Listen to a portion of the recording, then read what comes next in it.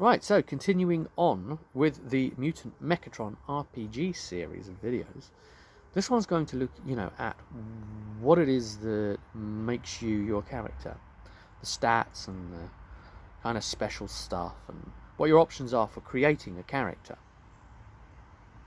So, I'm going to take it as from the book in front of me, the actual Mechatron book. There's just one book, nothing else.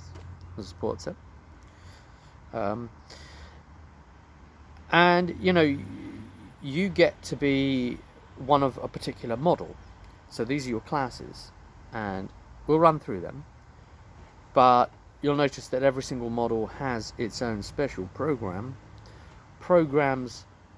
which is basically like the special class skill. Programs are skills here, so some of the terminology has shifted and the stats have shifted as well. You've still got 4 stats, but they're different names, for example. And quite unusually, there's like 8 classes, which is amazing. One of which is a junk robot, and junk robots have slightly different kind of rules for the way they behave. So a lot of what I might be saying, like you have to have a serial number and a nickname, and the format for how you're named, and that junk robots, they don't follow that. They're not connected to the network as well.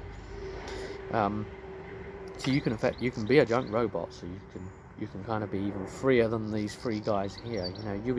You were woke AF, man, before woke was even being a thing.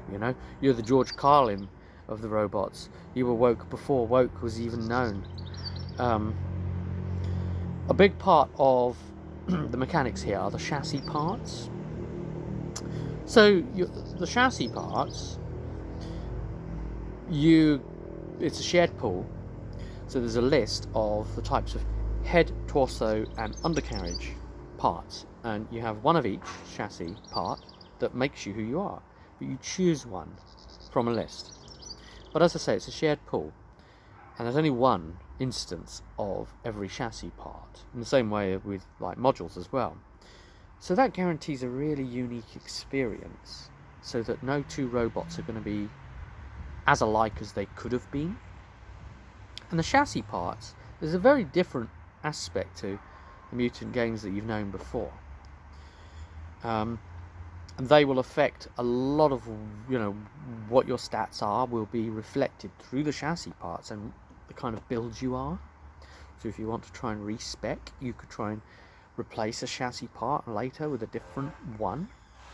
And that would effectively change a lot about you. Or you could shift out some modules.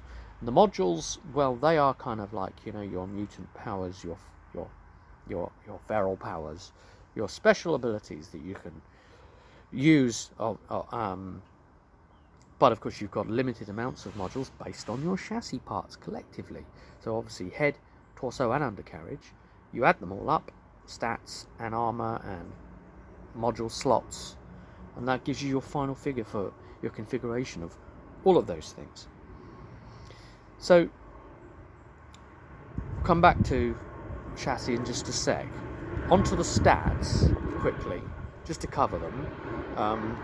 The 4 stats: servos, so that's effectively your strength.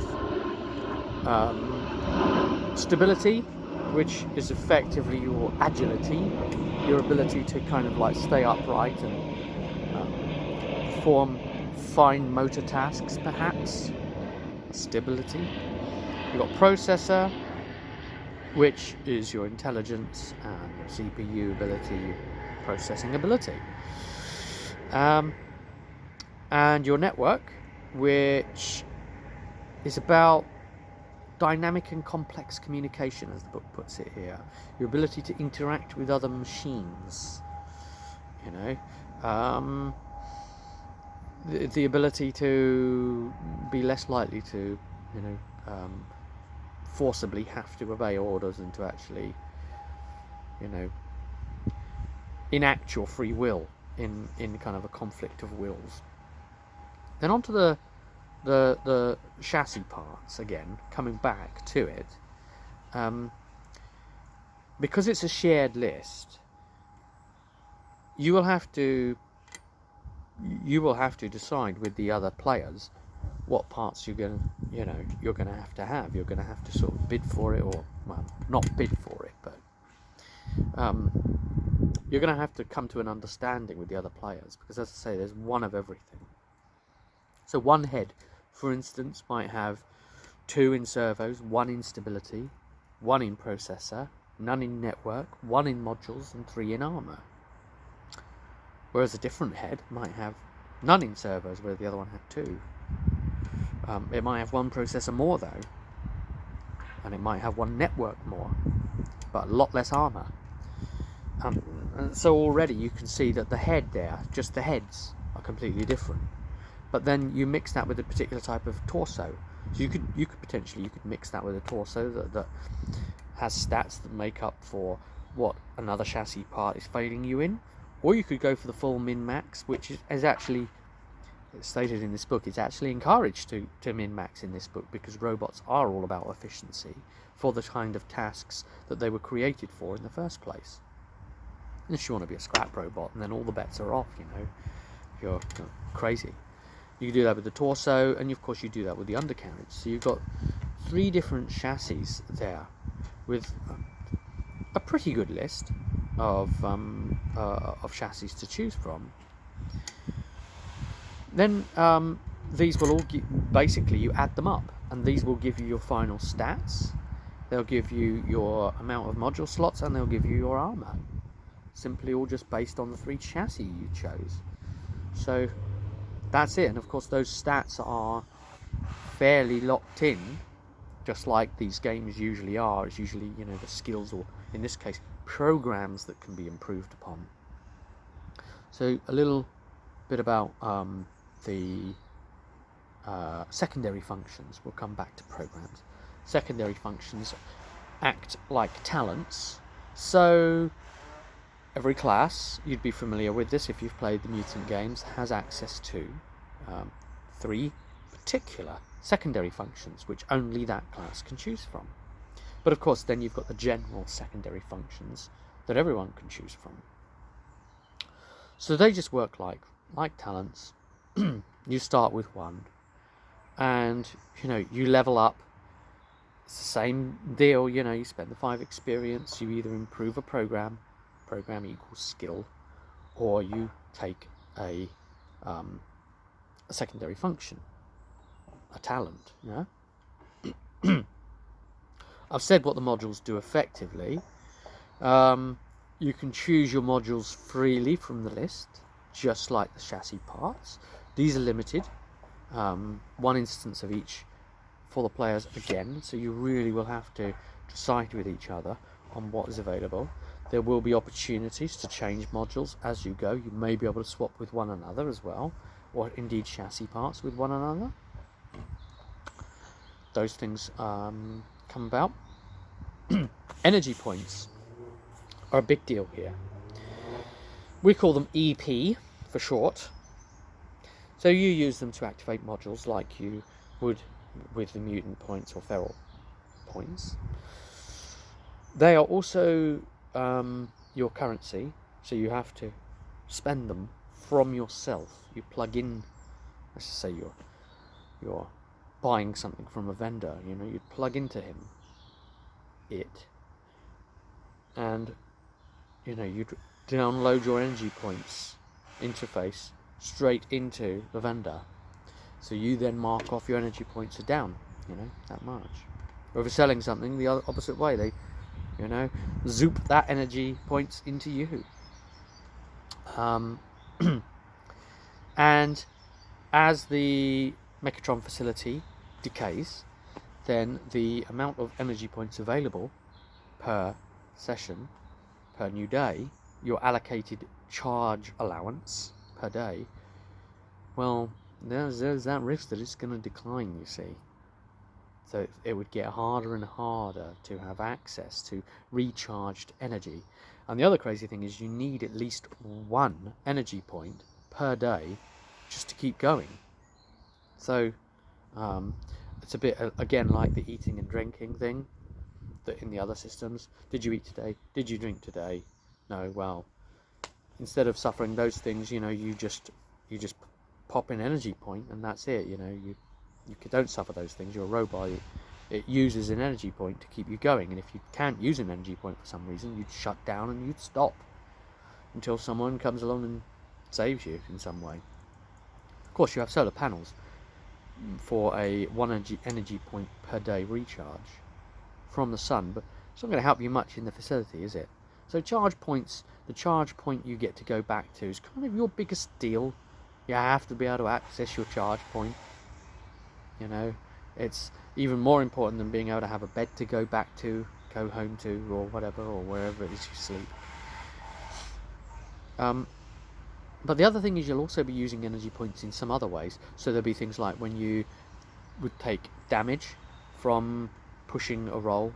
Remember the pushing roll mechanics, where for all the ones that come up when you've tried re-rolling, chancing it, those would actually count as damage.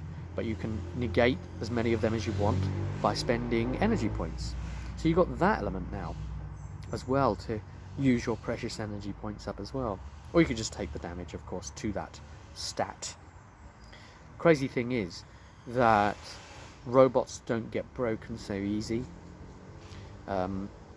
They only get like completely destroyed, properly destroyed, when all 4 stats are brought to 0, and then they are just wiped out, properly annihilated.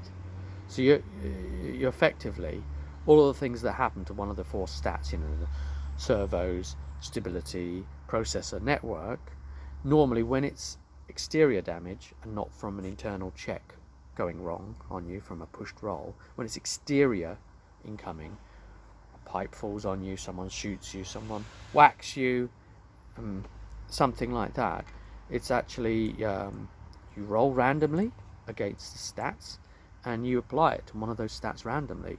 Because if you think, you know, it hits that bit of cabling which affects you in that way, or it hits this wire over here, this junction box in you, which actually might affect your speech or your processor parts. There might be some sort of like bit here that helps this work up here, and it's variable on a robot. You know, you start pulling something apart, it's going to affect a particular thing.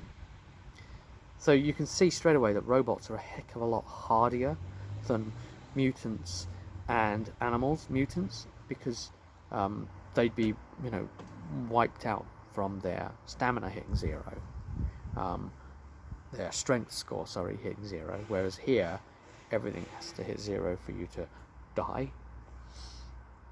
And there's probably some other stuff that use EP, because it's just nuts. So you got that problem. Yeah, you will have a starting hierarchy score, which again you'd be familiar with this this idea, to show your position within the collective. That's meant to be constant, although some secondary functions can affect that. But your starting hierarchy is usually determined by your model. In other words, your usefulness. So this idea that you can refuse, you can use the question program. Basically, programs are skills to attempt that. But of course, the other robot may see you as defective if you successfully manage to do it, or he sees you're trying to question it. You may be logged in the network. You know, you appear to be having an error, that sort of thing. And of course, again, scrap robots are not in the network. They're not technically part of Nodos and the collective, even though a lot of the robots have, you know, decayed and their functions have gone right down. And in some cases, some robots that aren't playing up have actually been misregistered as defective, because the systems are that faulty now that even that can happen. But scrap robots, you know, they've never been part of it. But I guess the reason they haven't been completely driven away is because Nodos knows that it's actually quite efficient to have these exterior players around, because they make up a lot of bulk of like the lost efficiency that if you think that the declining efficiency of all the robots going at as they should within parameters of programs. And then you've got scrap robots who are kind of self-assembling and doing crazy things, and they just kind of do things their own way. They're kind of they're bolstering the whole place up by being like that. So there's a reason not to have a civil war with all the scrap robots, and you know, it would be very time costly and everything else costly. Yeah, work out all the other stuff that you would normally work out for a character: appearance, personality elements, relationships and dreams to other characters. I would allow the players to change these every session and to nominate a different thing by the end of the session, because I'm running super fast. So by the end of the session, can you justify any of them? Was that going to have been your relationship person by the end of the session? Encumbrance is a thing again. Double your servo score, double your strength. Same idea. Again, heavy and light items, tiny items, all of that, same again. E-pack and ammo, slight changes there. So you can either just use them through e-packs like mutants can, or you can power them through your own body, your personal power source, which, you know, it's using those precious EP again. You know, it's that's crazy, isn't it? It's just so much. You gain XP as you go, and you know what you gain those for. You can also mount items. Now that's a new thing. So it's a way of modifying your body. So you want an idea really of what your character looks like, whether they've got like a floaty interface and no feet whatsoever, a little motor underneath, or you know, no legs, or you know, what kind of body shape and sizes they've got, so you can realistically know what you could mount and onto where. And mounting items is effectively a way of having an always ready item, so that you can have your pincers free. So you obviously have two pincers, being a robot. So the obvious would be something like a shoulder mounted cannon, you could say, but it's kind of up to you to come up with where you're going to mount it. And it would be using energy all the time. But yeah, I mean, you could effectively be bristling with weapons, and have your two hands free, or have weapons in them as well, and just like it's all just cannons. It's cannons everywhere, cannons all the way down until you divide by 0. And to mount an item, it sounds like a very cheesy gamey thing to do, doesn't it? Just like be bristling in them. The real beards would they would do that. But yeah, you mount an item with a repair roll. That gets it mounted. If the repair roll fails, then the item is destroyed. So it's not without risk, is it? Emotions, morality. There's a few sections here that suggest what you might want to think about as your themes as you play. The programs, the skills that you want to be thinking about. There are a very particular number of things. They are overload, which it's 3 skills for each stat. So you've got your 12 ostensible skills. Overload, which is the strength one, how much you can withstand, basically. Force, which acts like the other ones, and assault, which is basically melee combat. As your servo ones, you've got your stability skills, which are infiltrate, which is basically a sneak. You've got your move, which acts the same again, and you've got your shoot, which acts the same again, like before. You've got your processor ones, which are scan, so this would be like scouting sort of thing. You've got your data mine, and you've got your analyze. So the difference between them, and I'll have to look into the programs list to get you the difference there between them, because I'm not even used to this yet, quite on the difference between a data mine and an analyze. Then of course question, which is a network skill, which we've said what that allows you to, refuse orders. Interact, which allows you to attempt to control another robot. And repair is a big thing. And then of course you'd have your main special program that comes from your class, or indeed model that you are. And there we are. Battle robot. That's the thing. Guess you know what that does. There's a cleaning robot with its special program, clean. It's just great, isn't it? Of course, it does have its uses, especially with living organics around. If you were to have like a party composed of the two, particularly the cleaning robot can scrub away some radiation in a sector, for instance, and make it clean. It's quite cool. Companion robots, which can be all kinds of ideas of the way that robots can be companions to you, to humans. And you're kind of left over now with potential secondary functions that could get quite interesting, like looking like a human, for instance, being able to behave a certain way with humans that other robots can't. Coordination robots, this sort of passive guy giving orders and tactics and abilities that come through them sort of pointing and saying, hey, I'm activating you to be able to do this now. And there's a little bit of synchronicity here between the classes as well, which you can dig into as a player and find out. The industrial robot, which is a creator, which mass production and stuff like that, it's kind of like the scavenger kind of thing where you can create something out of nothing. And protocol robot, okay, you could be kind of the smart guy as well within the group like that. And of course a scrap robot, their special abilities recycle, so that's quite interesting, isn't it? Of course the whole facility is having to recycle, but you can imagine that with scrap robots they have to do that more so than anyone.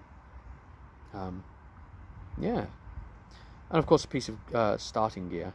And then you've got security robots, so the Guardian types, the the big brawler kind of, the tank, I should more say, yeah, someone with special program protect. So again, it could be riot gear and robot police, and however you want to look at that would be like your robot police straight away. Those are your guys that would be called out if there's a problem in the streets and they have to come and deal with it. Yeah, now we can cover those skills, just programs, just a little bit here. So yeah, scan indeed was like scouts. Data mine, that would be more like the comprehend skill. So yeah, you data mine it to understand it. Does that make sense? So I suppose you can query your own processing, data mine yourself, or data mine interface with another electrical item to data mine it and gain the information from it. So that's comprehension, in fact.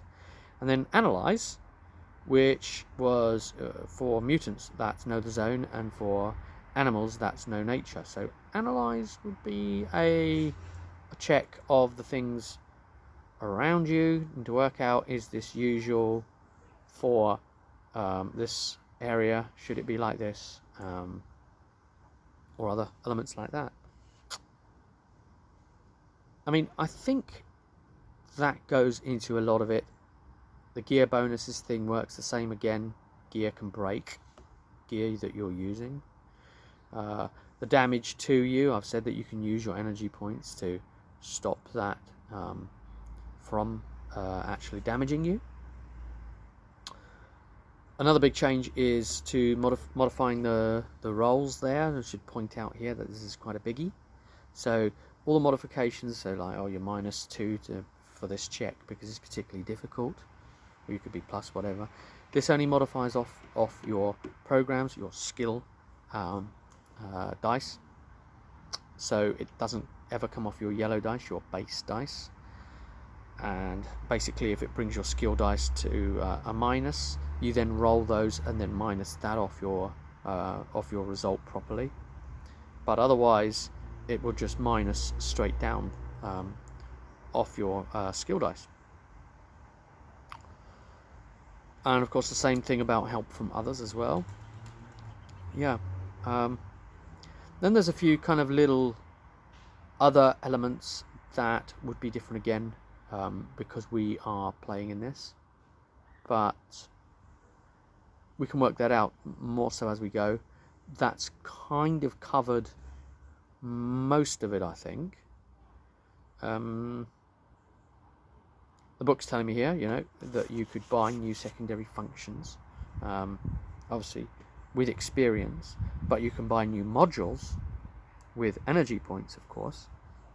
So if you wanted to get a new module in or something, the standard price for modules is something like roughly 5 energy points, but it depends on the module. Could be less, could be more. State of things, state of the market, created by fluctuations within Mechatron itself and how they work. Should we cover modules just to get it done? The amount of modules you have depends on your chassis parts collectively that come together and then make the your amount of modules you can use be a thing. I'm doing it in the order of the book so that you can then go through the book with me and you can create your character kind of as you go as well there. And I think the amount of skill points your program points, I think it said in the book that it was something like 10 that you can allocate to make your character. So remember all the things you need to hold energy points back for. So obviously there's always charging stations within the facility, but as soon as you get out of the facility, finding a place to charge becomes a huge deal. I mean, other robots can transfer EP to you if need be.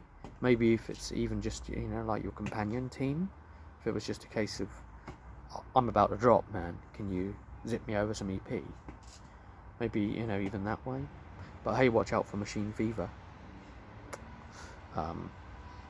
Yeah. Also, some of the secondary functions can recharge EP. And the EPACs, or battery artifacts, if you happen to find them, they give you D6 EP using a cable connection, which does also deplete them completely and make them useless. So you get to do a different thing with EPACs as a robot. So instead of just using it, it's just, you know, a power weapon, and, you know, you chuck the pack in the power weapon and start firing the weapon until it obviously runs out, as per the EP, the energy weapon rules. Energy packs can run out. You could instead, in an emergency, drain that energy pack yourself and get a whole bunch of energy for an emergency situation. You can only ever have 10 EP unless you have the backup power, secondary function. You know, that's what a lot of these talents or secondary functions are for, to let you break the rules in subtle ways and, you know, have something that only you can specifically do. Remember your daily drain of 1 EP daily anyway. And if you go to 0 EP, you go into a sleep mode, which means you're completely inactive and you cannot communicate or anything. You still have an awareness of your surroundings, but, you know, you're effectively asleep still for being able to act on anything. And the other thing to say here is that modules can overheat. So just like before with using powers and things, where there'd be a risk and you'd roll on a table for something like that, here it's overheating modules. So the black dice equal to the number of EP used that come up, are potential strain on your power source and chassis, and you roll on the chart to see what that is. Same again, you've got reactive and enhancing effects for your modules, just like your mutant powers and feral points. The way you can use them, some of them you can respond to an action someone else has done, or put them in with an action you're currently doing, is what those two things mean. NPCs, of course, have modules and things like that, and it makes them a lot more complex as a something for you to have to deal with, for or against. Yeah, gaining new modules, installing modules, a repair role to do all that kind of things. We've got a whole list of the kinds of modules you've got here: mining drills and hollow projectors and extra arms, and sometimes it can be like something like that, you know, often, you know, it will change your body, not just like an internal circuitry. I mean, some of them are, of course, but some of them will change you deeply. And as we've already said, it moves on to damage and stuff, but we've already said that damage is kind of handed out into one of the 4 stats, and then all the combat appears to be the same as before as well. Again, the way that all of that works with its modifiers. So the rest of that, I think you should be pretty okay with. And items list is different, specific to this book again. So hey, there it is. So yeah, there we are, the creation of a character. And you know, hopefully this should give you enough to go forward and help you go through the book and sort this out for yourselves, you industrious robots that you are. And until next time, I will see you at the table with your fully created characters.